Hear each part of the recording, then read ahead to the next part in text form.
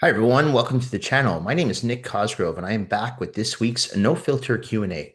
This is the episode where I answer all questions related to diet, training, and supplementation I've received over the last 7 days from our in-house clients, online clients, as well as a few of our online followers. Remember, if you have any questions related to your nutritional plan, workout program, supplements you are currently taking, not taking, or considering taking, please feel free to email me those questions at nick@foreverfitperformance.com, or you can DM me your questions on my Instagram at @fitcosgrove_. All right, let's get started with this week's no filter Q&A with question number one. Nick, how do you know when it's time to push harder versus pull back in your training? Well, if your performance recovery and motivation are declining, that's a good indicator that it's probably time to pull back on your training.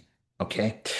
So, for example, if you're just feeling very unmotivated to go to the gym, maybe your muscles are really sore, maybe your joints and tendons and ligaments are very sore, and you just feel like, oh, I just can't even, the idea of just going to the gym right now just exhausts me. That's a good sign that you might be overtrained. All right. So you're lacking that motivation. Another sign might be if you're in the gym and you are training, all of a sudden, not just one, not just two, but three, four, maybe even all of your exercises, the weights that you normally lift feel more heavier than usual. And maybe you're not able to lift the usual weights that you're usually able to lift on a regular or weekly basis. You're getting weaker. That's another sign that maybe it's time to pull back. Okay. So if you're not recovering properly, maybe you're not sleeping enough. Maybe you're not getting enough water in. Maybe you're not eating properly. Maybe you're skipping meals. Okay. You're eating sporadically. So all these things can be indicators of time to pull back, take 1 or 2 days off from the gym, take maybe 1 or 2 days off from the diet, reset, and get back to it. Okay. Now, in my experience, though, working with the general population, most people aren't at risk of overtraining. In fact, most people are at risk of undertraining. They're not doing enough. Okay. So, I'm talking about the general population. I'm not talking about athletes here. I'm not talking about competitive fitness competitors here. I'm talking about the general population. So, for those people, the people who are maybe going to the gym maybe once, 3 times a week, you're not really at risk of overtraining. Okay, now what you are at risk of doing is you're undertraining. You might not be recovering properly because maybe what you're doing outside the gym is affecting what you are doing in the gym. So maybe the reason you're lacking the motivation is because you're hungover, because you were out the night before drinking.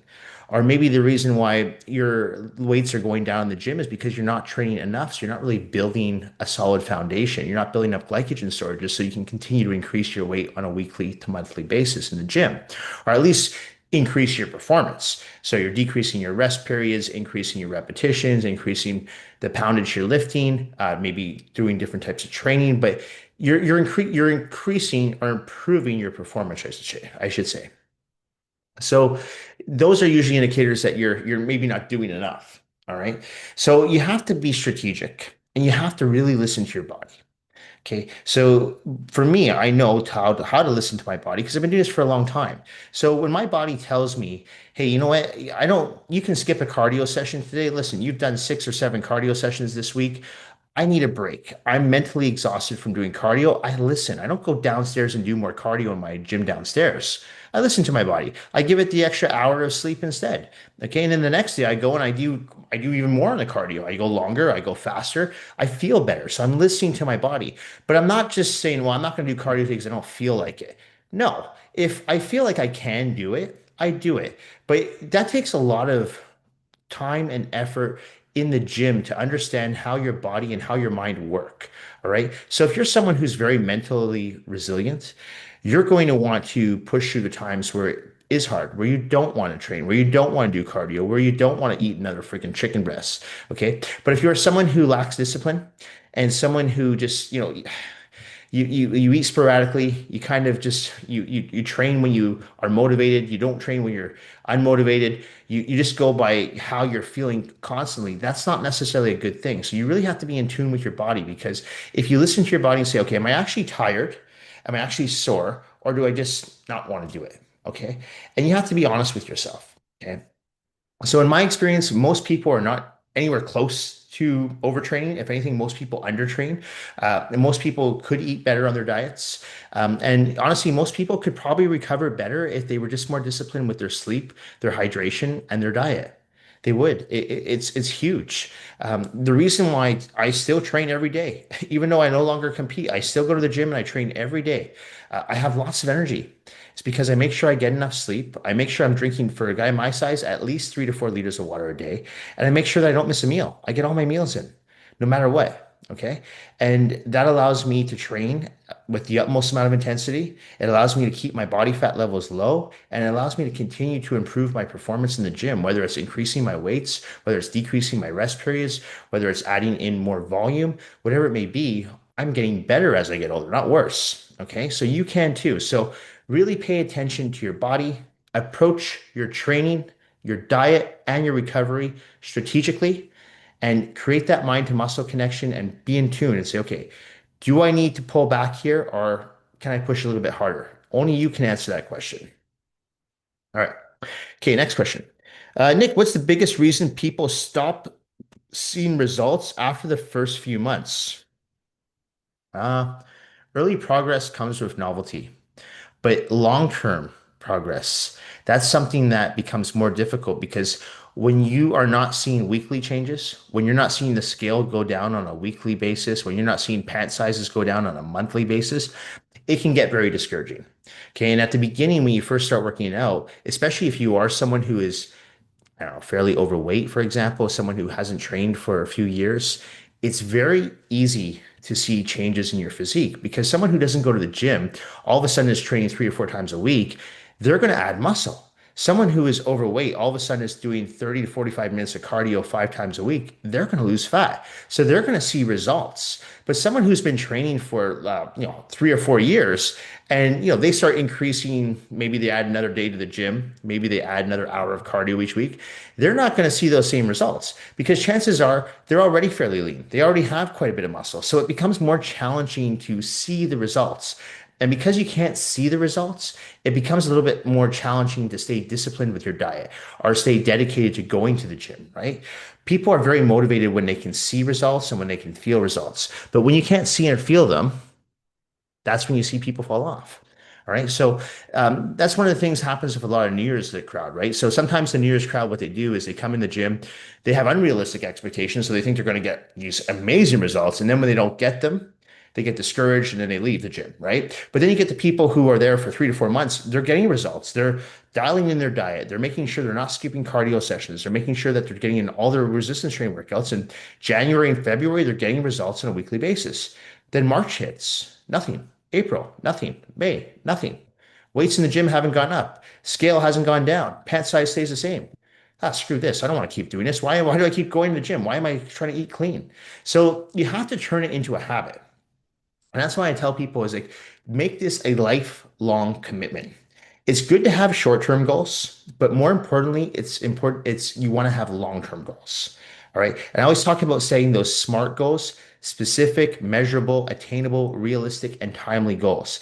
And constantly reassess your goals and continuously set new goals.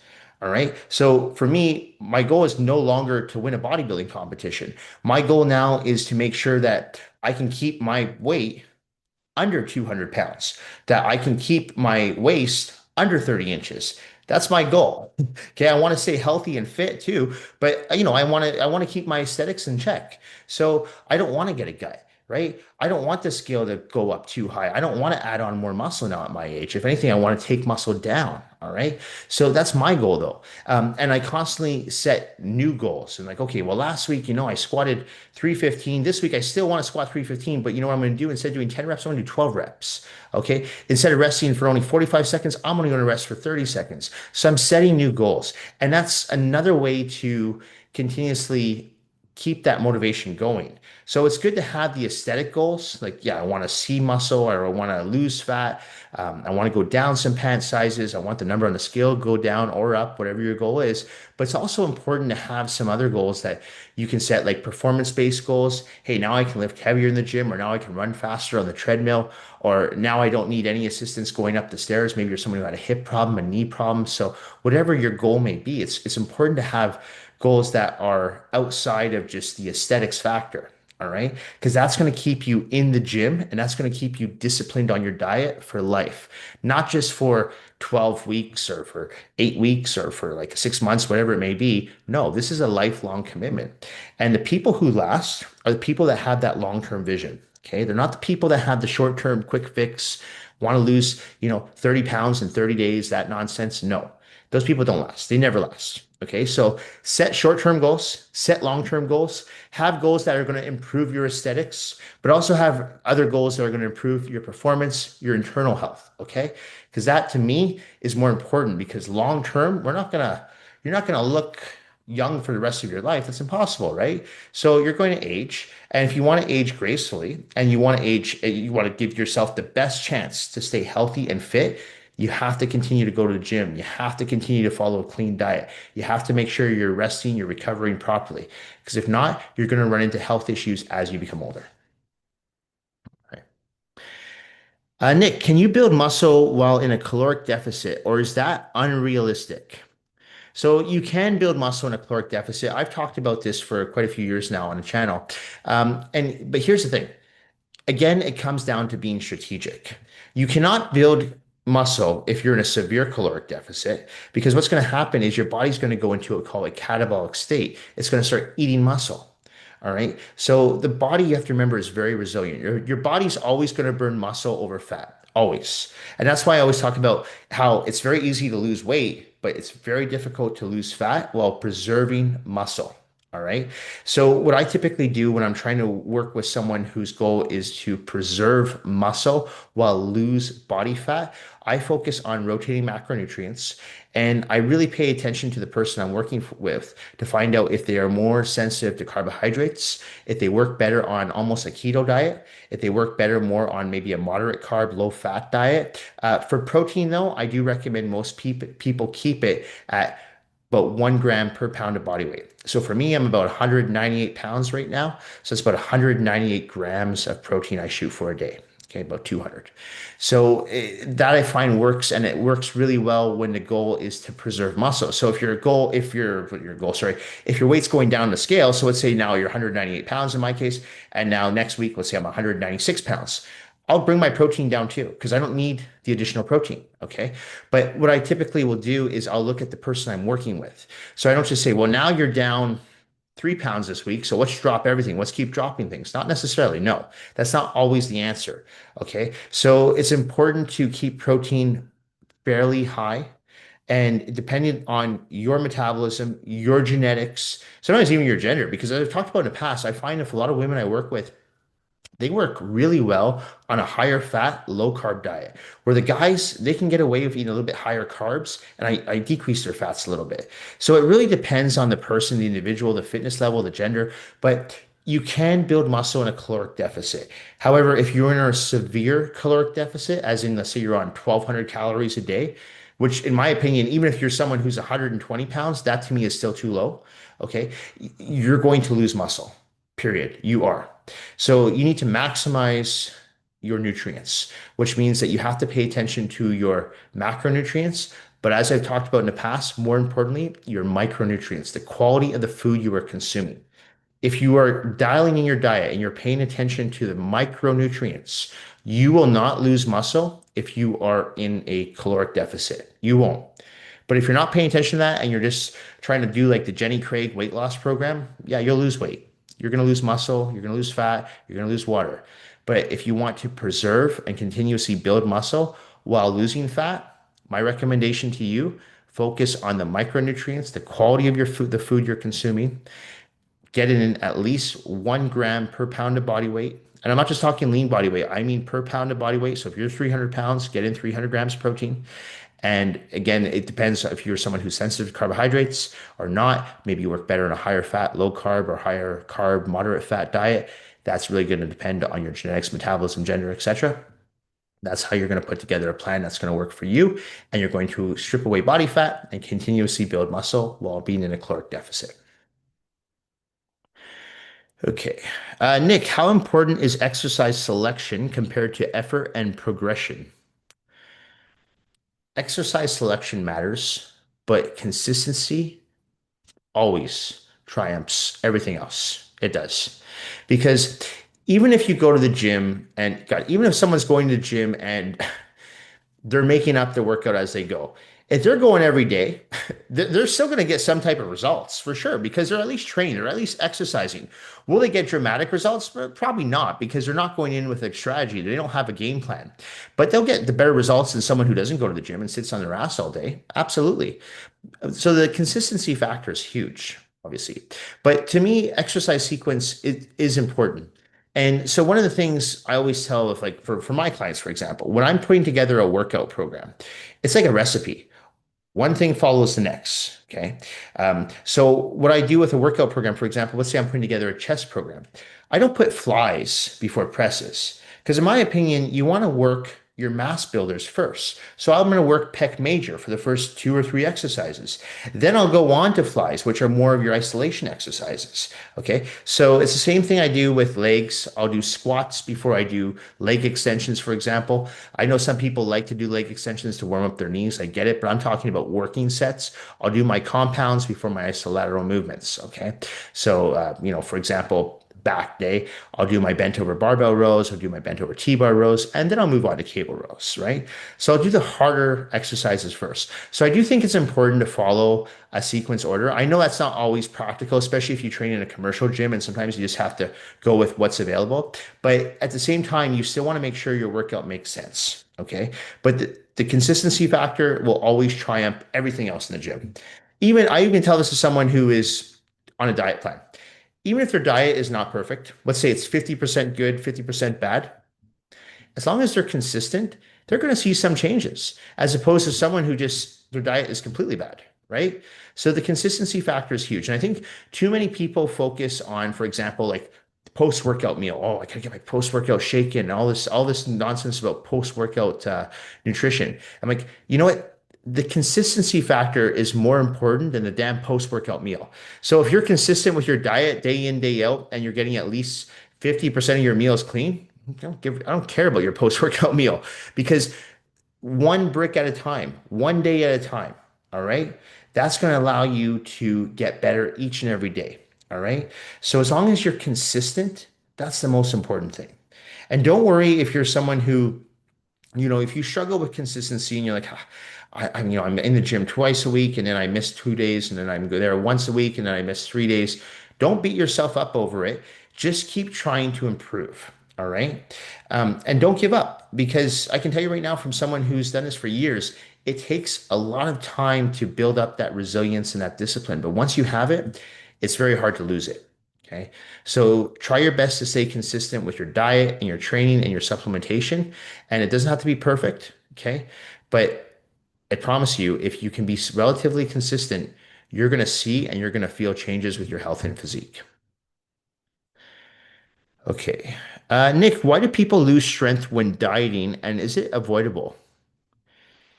Yeah, strength loss during dieting, sometimes it's not avoidable because what happens is if you're in a severe caloric deficit, like I talked about earlier, and even if you are making sure that your protein levels are in check, there's a good chance that your strength might go down, especially as your body fat levels go down, because you don't have as much cushion in the muscle, right? So I've noticed this when I used to get ready for shows. The last 2 or 3 weeks, when my body fat levels were very low, my strength did go down. Did I lose some muscle? Maybe. Okay, but I tried my best to preserve as much muscle as I could. Now we're talking very low body fat percentages here. My body fat was well under 5%, which is not a healthy body fat to be at, but for competition reasons, it's necessary. Okay, so those extremes, yes, your strength will most likely go down. But for people who are trying to get to that, like for men, let's say 8 to 10% body fat, your strength really shouldn't go down. For women, like that 14 to 16% body fat, your strength shouldn't go down. So if your strength is going down and your body fat levels are at those percentages, you're doing something wrong with your diet. What I find works and what I find works well for myself whenever I'm trying to, let's say, lose a few pounds, or if I'm working with someone who's trying to get ready for a show, it goes back to strategic eating. So I'll put someone on a 6 meal plan, for example, right? One of my 6 meal nutritional plans.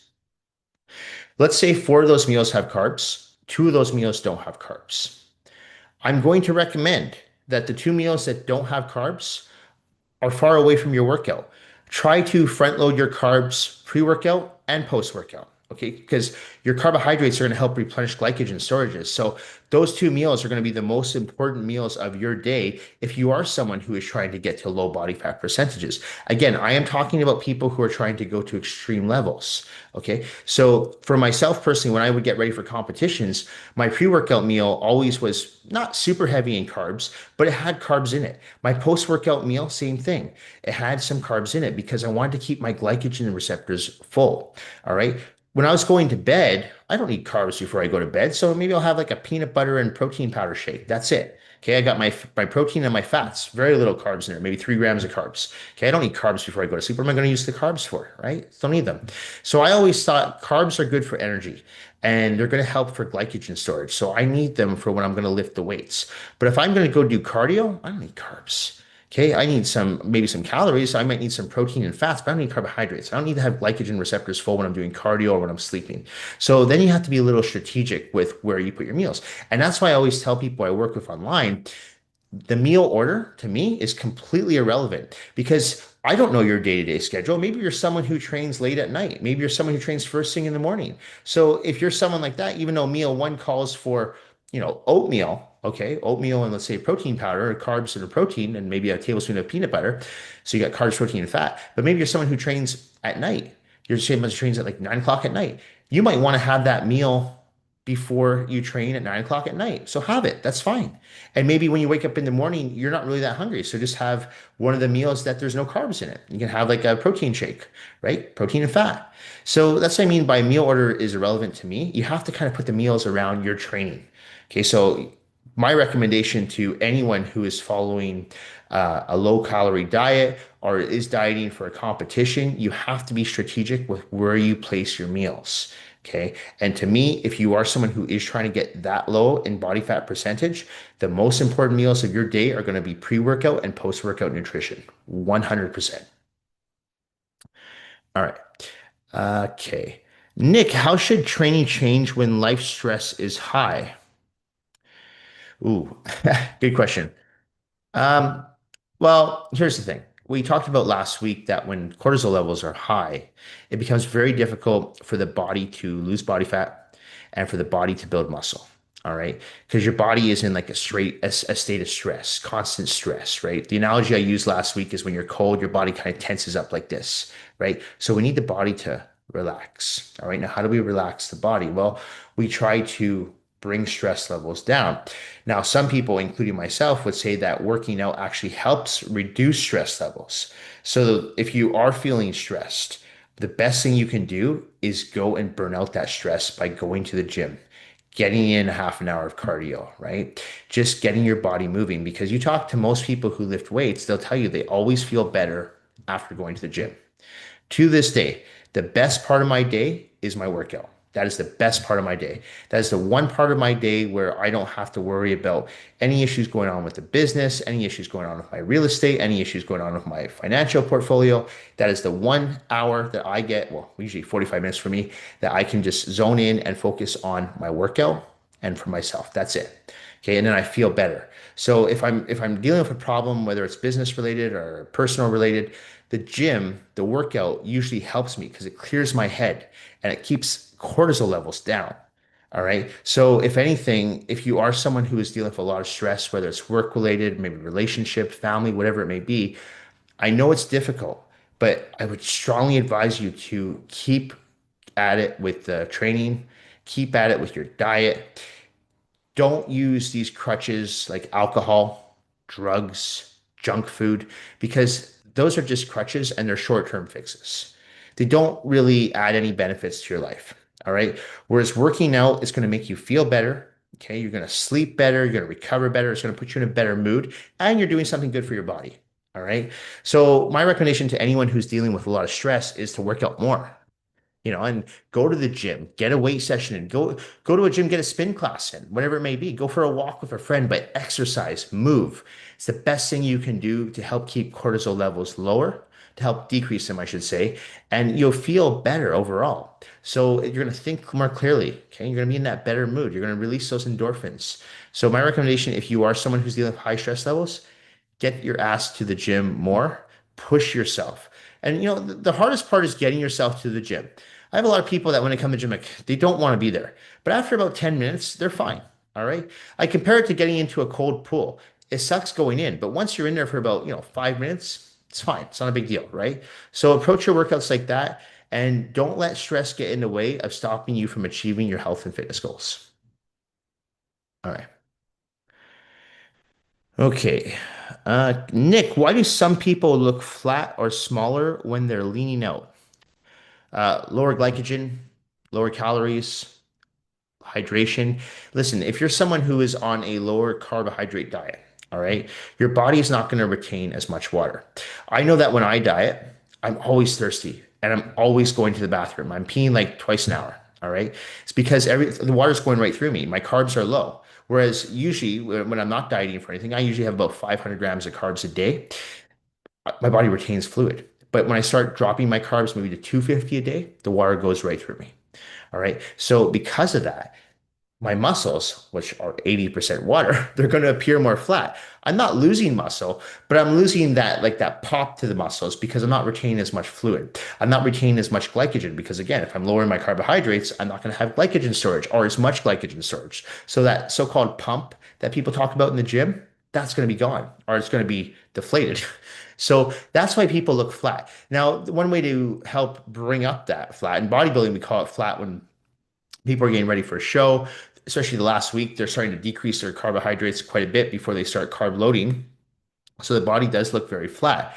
Now, if done correctly and you start loading the body properly with some complex carbohydrates, maybe a few simple carbohydrates, a little bit of water, but you should be decreasing your water. But at the same time, you still need some water. The muscles are going to pop back up again. Okay. So it's very common to see someone who is usually walking around quite big and all of a sudden now they're getting ready for a competition. Maybe they're getting ready for a fight, or maybe even they're getting ready for like a wedding or a beach vacation. You start to see them look smaller and smaller, but you can actually still see the muscles, but they don't still have any pop to them.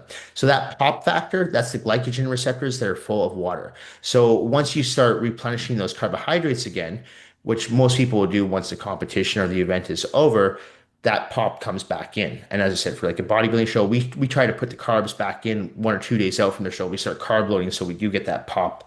But that's a whole different game because you're also taking out water and you're reducing sodium levels, and you're not trying to do that if you're someone who is just trying to lose weight.